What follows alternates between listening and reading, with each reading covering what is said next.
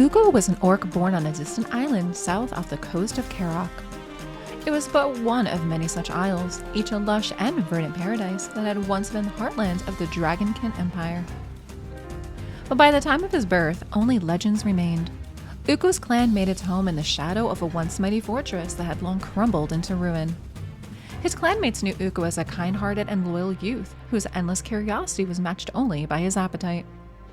An intelligent and perceptive lad, he caught the eye of the clan shaman and soon became his apprentice. From that old orc, Ukko learned all he knew of poultices, brews, both alchemic and recreational, and spirit lore. He was a talented learner indeed, and would have made a wise shaman in time, but not even the wisdom of the ancestors could have prepared Ukko for the calamities fate had in store. During one of his forays into the jungle in search of rare ingredients, Ukko had lost his way and wandered deep into the wilderness. There, the remains of an ancient temple still stood amid the jungle. None shall know what lore lay hidden within its vaults, but it did not remain unguarded.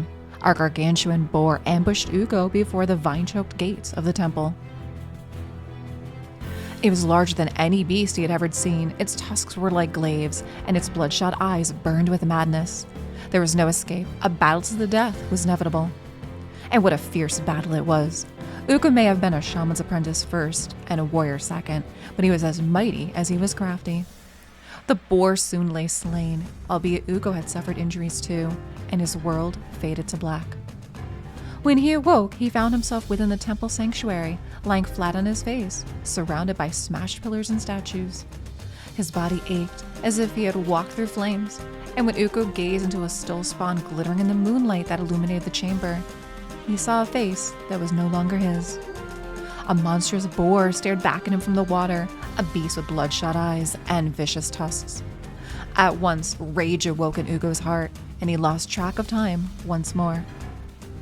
Again, he woke far from the place where memory left him, surrounded by signs of his rampage, broken trees and lumps of earth torn from the ground.